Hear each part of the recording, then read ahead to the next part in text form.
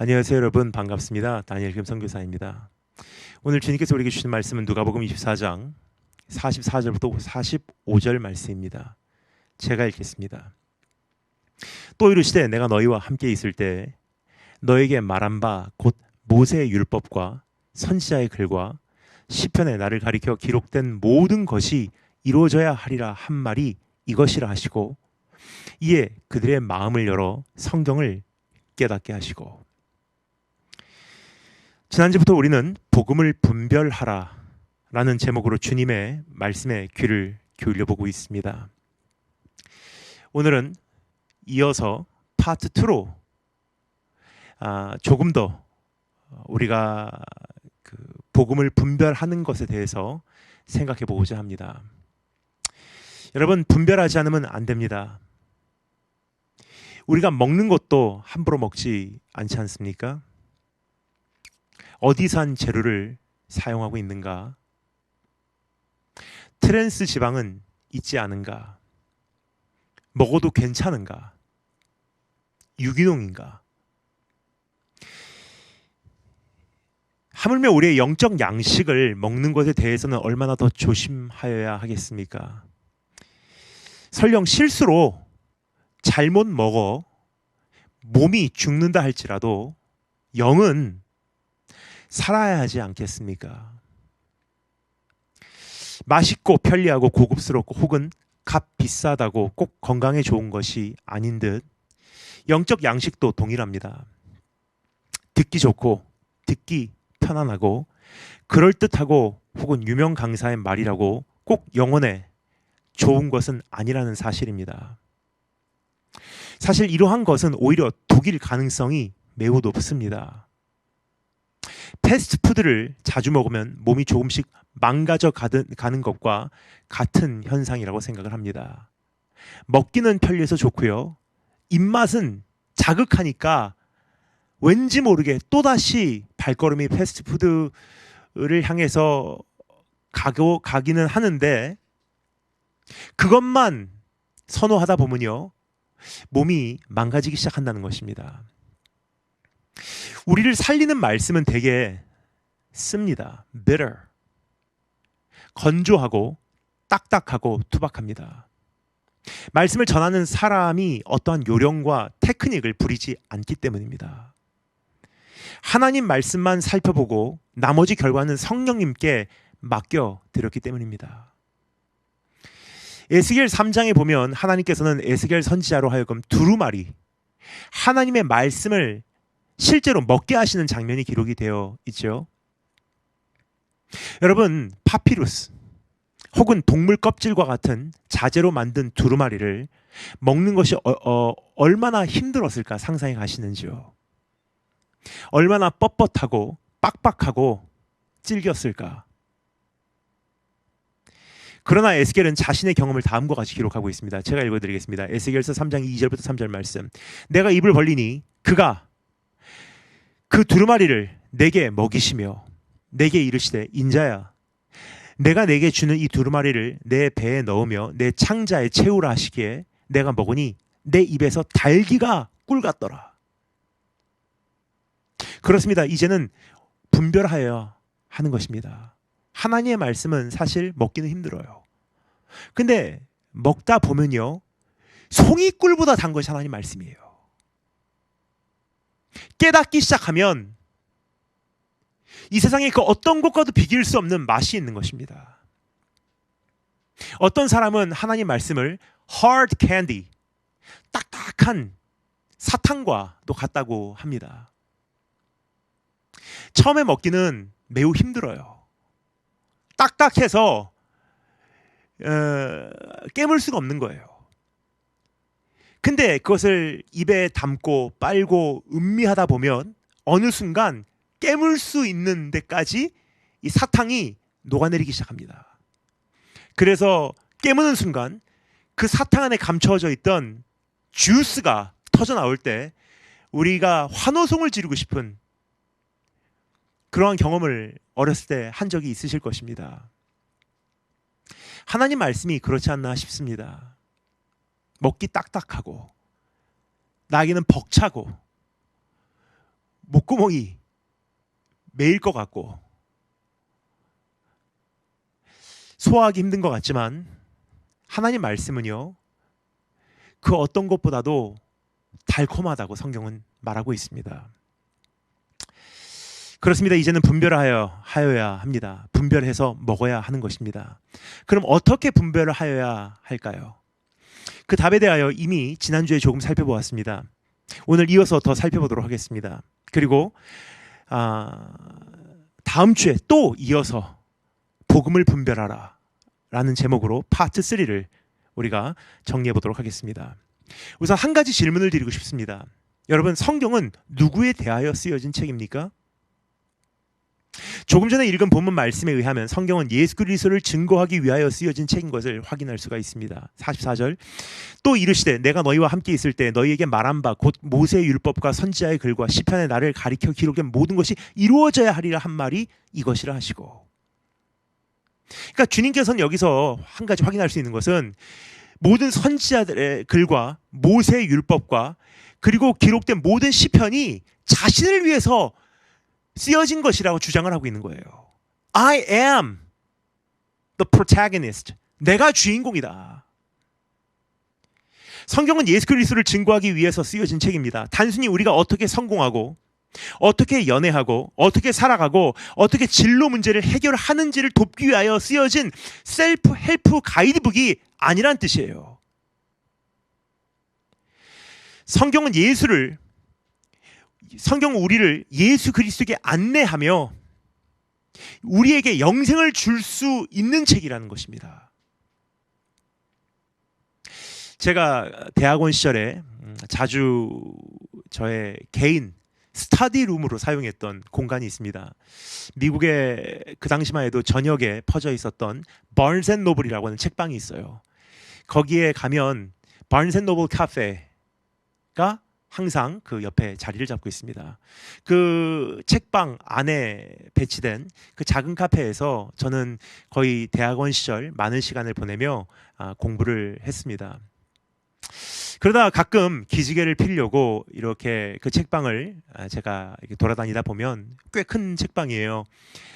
제가 다녔던 곳은 큰 2층짜리 책방이었습니다.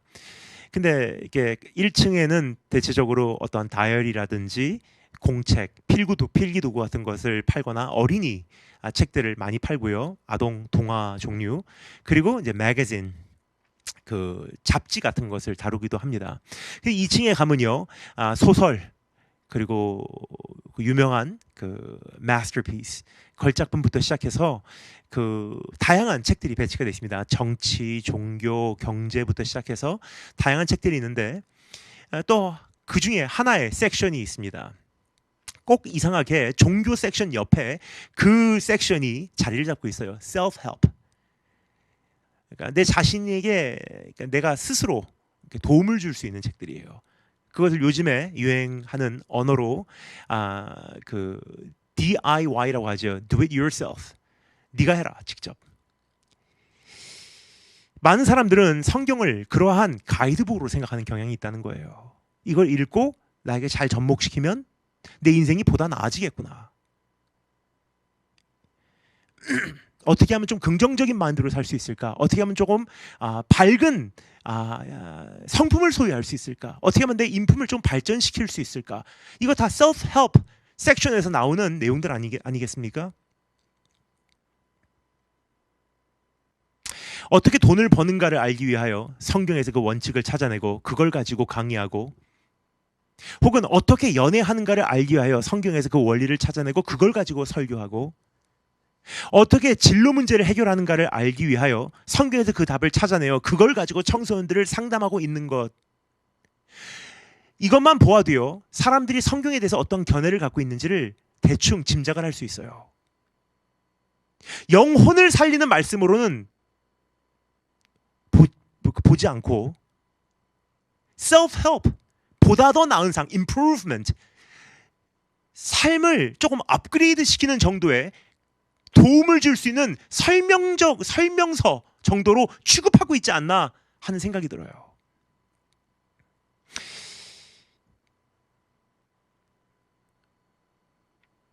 여러분, 예수님을 만나면 모든 답이 예수 안에 있는 것을 혹시 잊어버리고 살고 계시지는 않으신지요? 다시 한번 말씀드리겠습니다. 예수님을 진짜 만나면요, 모든 답이 예수 그리스도 안에 있습니다. 예수님을 사랑하면 예수님의 가치 기준에 관심을 갖게 되어 있어요. 우리 사랑하는 사람이 생기면요, 그 사람이 어떠한 것을 가장 소중하게 여기는지 알고 싶어지잖아요. 그러니까 예수님을 사랑하기 시작하면 예수님의 가치 기준에 관심을 갖게 되어 있습니다. 그러면 그 가치 기준이 우리의 우선순위가 되게 되어 있고, 그 우선순위가 우리의 물질관을 자연스럽게 형성하게 되어 있는 것입니다. 그런 사람에게 하나님께서 뜻하시면 물질을 맡기시는 것이지, 재정을 어떻게 불리는가에 대하여 성경을 통해서 연구하고 강론할 필요가 없다는 거예요. 결론은 모든 답은 예수 그리스도 안에 있기에 한 성도로 하여금 예수님을 사랑하게 하는, 사랑하도록 만들기 위하여 예수 그리스도만을 전해야 하는 것입니다. 또 예수님을 사랑하면요, 예수님의 성품과 생각과 배려와 매력과 신실함을 닮아가게 되어 있는 것입니다. 우리가 사랑하는 사람들을 mirror image 하려고 하지 않습니까? 사랑하는 사람들을 어떻게 해서라도 닮아가려고 해요. 존경하는 사람들, 우러러보는 대상을 우리는 닮아가려고 합니다. 흉내내려고 하는 거예요. 그럼 예수님을 깊이 사랑하는 만큼 우리는 예수님을 흉내라도 내고 싶게 되어 있다는 것입니다. 그런 준비가 되었을 때 건강하고 진실되고 거룩한 연애와 결혼이 가능해지는 것 아니겠습니까? 강의한다고 되는 문제가 아니라는 거예요. 예수님 사랑하면 끝나는 문제예요. 결론은 이번에도 모든 답은 예수 그리스도 안에 있다는 것입니다. 또 예수님을 사랑하면 그분께서 원하는 일이 하고 싶어지고, 예수님을 알면 알수록 영혼 구원에 대한 부담을 느끼게 되어 있는 것입니다. 그러한 부담을 갖고 부르신 영역에서 최선을 다해서 살아드리는 것이야말로 진로 문제 해결 아니겠습니까? 그리고 예수님을 사랑하면 자연스럽게 그분과의 교제 속으로 더 깊게 들어가게 되어 있는 것입니다. 그런 사람은 성령의 인도하심을 받게 되어 있어요. 그러니까 주님을 사랑하면 깊은 교제로 들어가게 되어 있고요, 깊은 교제로 들어가면 성령님의 인도하심을 받게 되어 있어요. 우리를 인도하시는 성령님은 길을 여시고 닫으시는 분이세요. 여실 때면 가면 됩니다. 그러나 또 다른 길을 위하여 주님께서는 우리가 가던 길을 닫으실 때가 있어요. 그럼 당황하지 않고 새로운 길을 가면 돼요. 비록 일시적으로는 때로는 길이 없는 것 같이 보일 수도 있어요. 괜찮습니다. 성령님께서 세상 끝날까지 함께 하신다고 하지 않으셨습니까? 기다리다 보면 새로운 길이 열리게 되어 있는 것입니다. 그래서 열면 가고 닫으시면 멈추고, 그 옆에 새로운 길이 열리면 그 길로 가고, 기도하고 갈등하는 이 과정을 통해서 하나님 영광 받으시고, 그러다가 새로운 길을 여시면 그 길로 가면 되는 거고, 그렇게 한평생을 주님 따라 가다가 주님께서 어느 날 부르시면 주님 나라 가면 그만이에요. 결론은 이번에도 모든 답은 예수 그리스도 안에 있다는 것입니다. 하지만 문제는 오늘날 너무나 많은 이들이 예수 그리스도 외에 다른 것을 가르치고 있고, 다른 것에 대하여 듣기 원하며 다른 일로 동기부여를 받기 원한다는 점입니다. 디모데후서 4장 3절부터 4절 말씀, 때가 이르르니 사람이 바른 교훈을 받지 아니하며 복음을 얘기해도 듣기 싫다는 거예요. 복음은 자기가 듣고 있다고 착각을 하게 돼 있어요. 귀가 가려워서 자기의 사욕을 따를, 자기의 욕심을 따를, 인생의 욕망을 따를, 어떻게 하면 성공하냐, 어떻게 하면 자녀 교육 잘 시키냐, 어떻게 하면 자녀가 좋은 대학 가서 부모를 자랑스럽게 여기냐, 어떻게 하면 하나님께 귀히 쓰임받고 내 인생의 어떤 무의미함을 달랠 수 있냐, 자기의 사욕을 따를 스승을 많이 두고 그런 것을 긁어주는 사람을 좋아한다는 거예요. 또 그 귀를 진리에서 돌이켜 허탄한 이야기를 쫓으리라.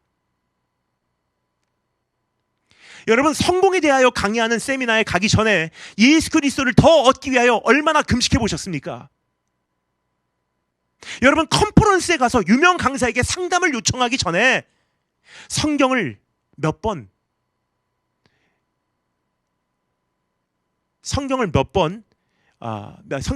독 해보셨습니까? 여러분, 누구의 조언을 듣기 전에 강단에서 며칠간 철야해 보셨습니까? 여러분, 모든 답은 예수 그리스도 안에 있는 것입니다. 자, 그런데 이러한 여러 문제에 대한 답을 얻는 것도 우리의 주된 관심사가 아닙니다. 이러한 여러 문제에 대한 답은 예수 그리스도를 얻었을 때 결과적으로 내 안에 맺혀지는 열매에 지나지 않는 거예요. 그러니까 우리가 여러 문제의 답을 얻으려고 예수와 교제하는 게 아니라는 거예요. 진짜로 예수님을 사랑하는 사람은요, 예수님을 잘 믿으면, 예수님을 사랑하면 진로의 문제에 대한 답, 성공에 대한 답, 그리고 연애에 대한 답을 얻을 수 있으니까 예수님을 사랑하자가 아니라는 거예요. 이것은 그냥 부수적인 열매예요. 인생에 맺혀지는 내 영혼이 잘됨 같이 범사에 잘되게 돼 있는 거예요. 그냥 우리의 관심은 유일하게 한 가지예요. 어떻게 하면 주님을 더 사랑할까? 근데 사랑을 하다 보니까 결과적으로 내 안에 인생의 문제들에 대한 정답이라는 열매들이 맺혀지는 것뿐이에요. 우리가 진정 원하는 한 가지는 이것입니다. 예수 그리스도.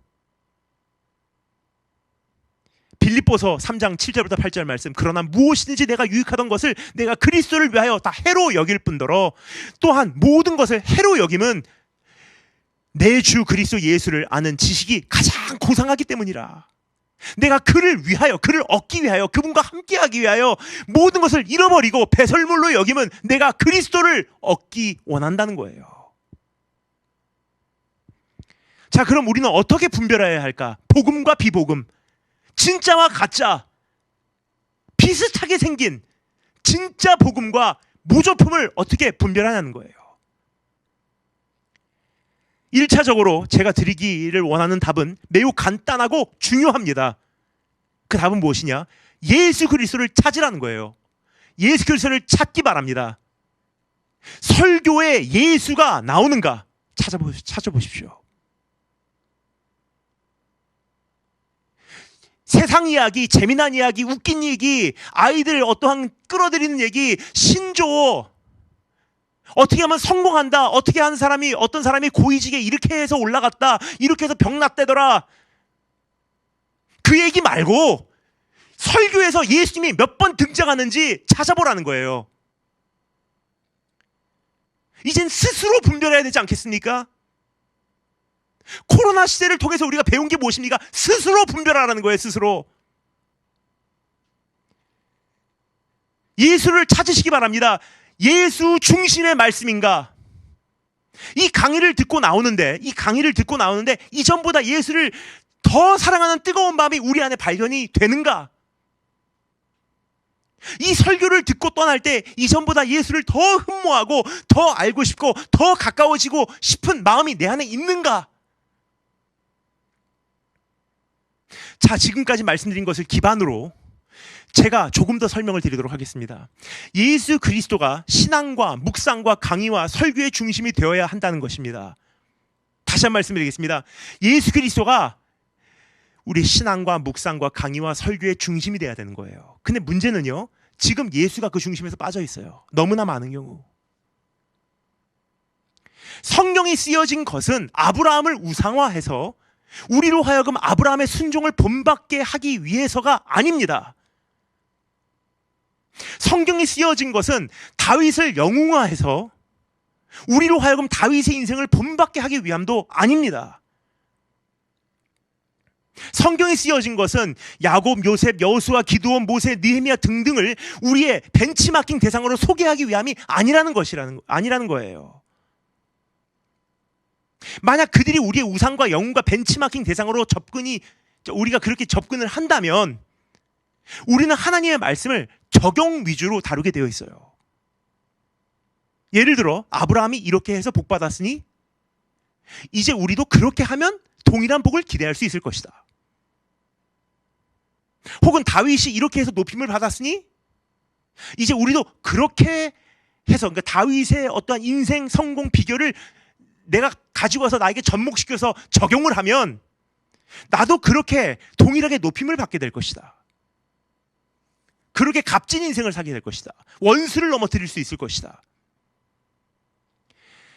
그 외에도 야곱은 이렇게 씨름했고, 요셉은 이렇게 꿈을 꿨고, 여호수아는 이렇게 용맹스럽고, 기드온은 이렇게 싸웠고, 모세는 이렇게 자신의 약함을 딛고 일어나 리더가 되었고, 느헤미야는 이렇게 하나님의 일을 진행하였기에 우리도 그들과 같이 살아가자.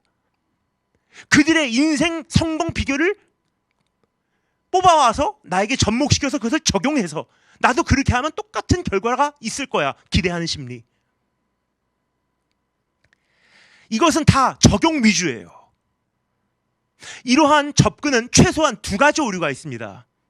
첫 번째, 이러한 접근 방식은 예수 그리스도를 필요로 하지 않는다는 거예요. 위인들의 삶에서 성공의 비결을 보고 그것을 우리의 삶에 적용시키는 나의 노력만 있으면 되기 때문이에요. 거의 모든 사람들은 이러한 적용 위주의 접근을 선호합니다. 왜냐하면 덜 골치 아프기 때문이에요. 자신이 노력하면 된다고 착각하고 있기 때문입니다. 여러분 한번 생각해 보시면 좋을 것 같습니다. 어느 쪽이 쉽겠습니까? 어느 쪽이 쉽겠습니까? 적시된 방법론을 설명서대로 따라하는 것이 쉽겠습니까? 마치 이케아에서 가구 사와하고 그것을 조립하듯이. 그게 쉽겠습니까? 아니면 한 인격에 대해서 깊이 연구하고 경험하고 맞춰가고 닮아가고 교제를 시행착오를 겪어가면서 죄송해요, 용서해 주세요, 이번 다시 한번 잘해볼게요, 상처 받으셨죠? 상처 싸매어드리고 그 눈치 보고 그 얼굴 안색 살피고 그렇게 하면서 깊은 교제를 쌓아나가는 것이 쉽겠습니까? 어느 쪽이 쉽겠습니까? 물론 답은 설명서대로 따라하는 것이 쉬워요. 부담도 없고 골치도 아프지 않고 자기 시간에 맞춰서 자신의 페이스로 하면 되는 것이기 때문입니다. 반대로 인격체를 바로 대접한다는 것, 한 인격체를 접한다는 것은 정말 어려운 일이에요. 신혼 기간을 넘어가면 정말 많은 노동과 눈물과 노력이 없이는 참된 연합을 이루어내지 못하는 것과 같습니다. 이와 같은 이유로 사람들이 설교에서 아브라함같이 살아라, 다윗과 같이 살아라, 이와 같은 확실한 적용을 원하지 예수 그리스도에 대하여 소개하고 그분과 깊은 교제로 들어가라는 것을 별로 선호하지 않아요. 그분을 연구해라, 그분을 생각해라, 그분을 묵상해라, 그분과 깊은 교제로 들어가라. 실컷 얘기해 놓으면 무슨 얘기하냐? 그러면 적용을 좀 주세요. 그래도 확실한 적용이 있어야 되지 않겠습니까? 그래서 잘 들어보세요 하고서 또 설명을 해요. 예수 그리스도는 이런 분이시다. 얼마나 신실하시고 얼마나 선하시고 우리를 어디까지 사랑하셨는지 예수를 소개하잖아요. 실컷 끝나면 또 이렇게 얘기해요. 왜 이 설교에는 적용이 없습니까?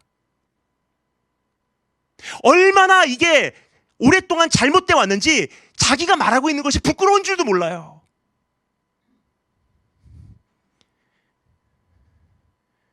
두 번째, 적용 위주의 접근 방식에는 또 한 가지 근본적인 오류가 있다는 거예요. 적용하면 된다고 착각하는 것이 오류예요. 여러분, 아브라함 같이 살 수 있다고 생각하십니까? 노력하면 다윗 같이 살 수 있다고 생각하십니까? 나에게도 골리앗이 나타나기를, 그럼 나도 다윗과 같이 용맹스럽게 주 여호와 하나님의 이름으로 너에게 나가노라 하고 내가 언젠가 나가야지 하고, 그게 돼도 문제예요. 돼도 문제예요. 왜 그러냐? 되면요, 자기 의의가 생기거든요. 난 이렇게 살았습니다. 근데 문제는 거의 안 된다는 거예요. 다윗과 같이 살 수 없고 아브라함 같이도 살 수 없고 바리새인들보다 의롭게 살 수 있다고 생각하십니까, 여러분? 주님께서 뭐라고 말씀하셨습니까? 이렇게 분명 경고하셨어요. 마태복음 5장 20절 말씀. 내가 너에게 이르노니 너희의 의가 서기관과 바리새인보다 더 낫지 못하면 결코 천국에 들어가지 못하리라. 근데 여전히 우리는 다윗과 같이 살아야지, 아브라함과 같이 살아야지. 여러분께 엄격하게 여러분께서 엄격하게 분별하셔야 되는 것이 있어요. 복음이 아닌 메시지는 우리에게 이렇게 도전을 해요. 너도 그렇게 살 수 있어. 이렇게 살아라. 자, 오늘 하나님께서 우리에게 주시는 이 말씀의 교훈은 아브라함의 교훈입니다. 아브라함을 잘 보고 우리가 정말 그와 같이 신실하게 하나님께 순종해야 되지 않겠습니까? 여러분, 순종하십시오. 문제는 순종할 만한 사람이 아니라는 거예요. 내가 순종이 안 되는데 어떻게 하냐는 거예요. 그게 문제인 거예요, 여러분. 자, 이제부터 일주일 동안 가셔서 인생의 가장 위대한 순종을 하시기 바랍니다. 누가 그거 몰라요? 순종해야 되는 거 알아요. 근데 안 되는데 어떻게 하냐는 거예요.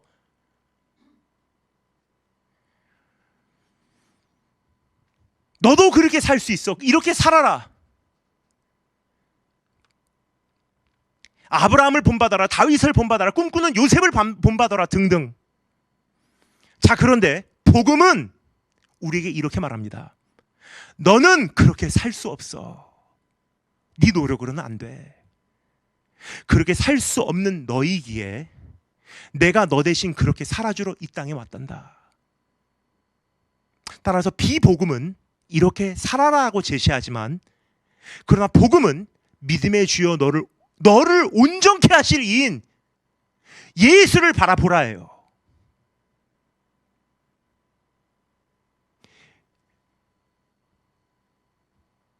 비복음은 do it. 복음은 behold. 예수를 바라보라는 거예요. 예수를 바라본 다음에, 충분히 바라본 다음에 그때야말로 비로소 할 수 있는 능력이 발휘가 되거든요. 주님께서 뭐라고 말씀하셨습니까? 나를 믿는 자는 나보다 더 큰 일을 한대요. 이제부터 첫 번째 조건이 있어요. 나를 믿는 자는, 내 안에 거하는 자는, 나와 깊은 교제를 갖는 자는, 그러면 할 수 있는 거예요. 그 외에는 다른 길이 없어요. 왜 그렇습니까? 나는 참포도나무요, 너희는 가지라. 너희가 나에게 붙어있지 않으면 아무 열매를 맺지 못한대요. 비복음은 적용이 매우 많아요. 매우 많아요. 이렇게 하십시오, 저렇게 하십시오, 노하우, 방법론, 비결, 적용. 일주일 동안 이렇게 사십시오, 40일 동안 이렇게 사십시오. 성공하는 사람들의 7가지 습관 본받으십시오. 아브라함같이, 요셉같이, 다니엘같이. 그러나 복음은 적용이 막연하게 느껴질 수밖에 없어요. 그 이유는 사실상 어느 성서학자의 연구에 의하면 성경에 기록된 매우 구체적인 적용이 성경의 5% 미만이에요. 따라서 저자의 의도대로 진정 말씀을 전하면, 신학교에서 가르쳐주는 거 뭐죠? 저자의 의도대로 전하는 거예요. 그러니까 저자의 의도대로 전하면요, 적용 위주의 설교가 아니라 인물 위주의 설교예요. 어떤 인물? 예수 그리스도가 누구냐. 그러니까 진짜로 성경의 저자의 의도대로 전하면요, 적용 위주의 설교가 나올 수가 없다는 거예요. 이뿐 아니라 복음은 적용이 막연하게 느껴질 수 있는 또 한 가지 이유가 있습니다. 복음은 어떠한 매뉴얼의 설명서가 아니라 한 인격체를 소개하는 책이기 때문이에요. 우리 안에 일어나는 변화는 어떠한 설명서를 잘 따랐기 때문에 일어나는 것이 아닙니다. 우리 안에 일어나는 변화는 성경의 주인공인 예수를 우리가 사랑하게 되었기에 우리 안에서 예수를 닮아가는 과정 가운데 생겨나는 현상뿐이에요. 시간 관계상 오늘 여기까지만 나누겠습니다. 그러나 다음에 더 구체적으로 정리할 수 있기를 소망합니다. 하지만 마무리하기에 앞서 제가 한 가지 실상을 소개해드리고 싶습니다. 이것을 보시면 지금까지 말씀드린 것을 조금이나마 조금 더 정확하게 이해해 주실 줄 믿고, 또 다음 주에 나눌 내용도 미리 공감해 주실 것을 확신합니다. 그 실상은 뭐냐? 몇 년 전에 제가 쓴 완주자라는 책이 있습니다. 이 책에서 저는 다윗 인생을 다루었어요. 다윗의 인생은 이러하다.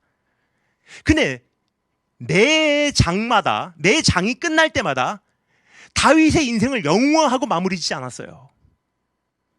예리한 독자분들께서는 감지하셨을 것입니다. 매 장마다 예수 그리스도로 결론이 지어졌어요. 이는 다윗은 예수를 가리키는 표지판에 불과하고 예수 그리스도가 다윗을 완성시키는 다윗보다 더 위대하신 성경의 주인공 예수이기 때문이에요. 그 후에 출간된 가야 하는 길이라는 책도 마찬가지예요. 이 책에서 우리는 아브라함의 인생을 주목해 보았습니다. 이 책에서도 마찬가지로 결론은 아브라함이 아니라 예수 그리스도였었어요. 매 장마다 결론은 뭐냐? 우리는 아브라함과 같이 그렇게 좁은 길을 갈 만한, 순종할 만한 믿음이 큰 사람도 아닙니다. 그러나 아브라함은 하란에서 가나안까지의 짧은 여행을 뭐 대단한 것 같이 갔지만, 아브라함이 가리키고 있는 더 위대한 아브라함을 완성시키는 우리 주 예수 그리스도께서는 저 높은 하늘나라에서 이 땅까지의 여정을 아버지 말씀에 순종해서 나를 위해 오셨지 않습니까?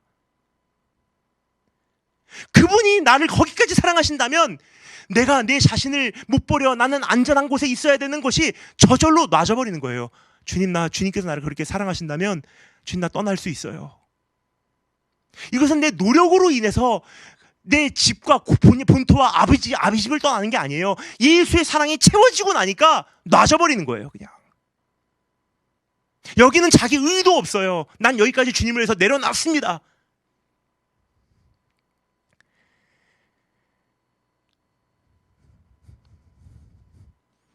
예수 그리스도는 우리가 아무리 노력해도 도저히 살 수 없는 인생을 우리 대신 살아주신 분이십니다. 그리고 우리가 아무리 노력해도 도저히 그렇게 살 수 없기에 우리가 받아야 하는 형벌을 대신 받아주신 분이십니다. 그래서 그분께서 우리에게 오늘도 선포하고 계신 한마디, 테텔레스타이, 다 이루었다예요. 비복음, 네가 가서 이루어라. 복음, 다 이루었다. 믿음의 주여, 너를 온전케 하실 이인 예수를 바라보라. 이제 우리에게는 이 말씀에 감춰진 보아 예수 그리스도가 깨달아지기를 원합니다. 그래서 오늘 이 말씀에 뭐라고 말씀이시죠? 이에 그들의 마음을 열어 성경을 깨닫게 하시고, 성경을 깨닫게 하신다는 그 안에 있는 비밀이 무엇이었습니까? 예수가 어떻게 풀려가는 거예요. 성경에서 이 비밀이 예수예요. 그거를 깨닫게 하셨다는 거예요. 이 말씀도 나를 가리키는 말씀이야. 이 시편도 나를 가리키는 말씀이야. 이 율법책도 나를 가리키고 있는 말씀이야. 그러면 제자들이 놀랐을 거예요. 몰랐네? 성경의 주인공은 예수네? 다윗인 줄 알았어. 아브라함인 줄 알았어. 아니라는 거예요. 기도하겠습니다. 주님, 혼탁한 시대 사랑합니다. 그러나 우리의 눈을 열어 복음을 보게 하여 주시기를 간절히 소망합니다. 예수 그리스도의 얼굴에서 나타난 하나님의 복음의 광채를 보게 하시고 그 어떤 것과도 비길 수 없는 그 아름다움을 추적하는 삶을 우리에게 허락해 주시기를 간절히 소망합니다. 예수님의 이름으로 기도합니다. 아멘.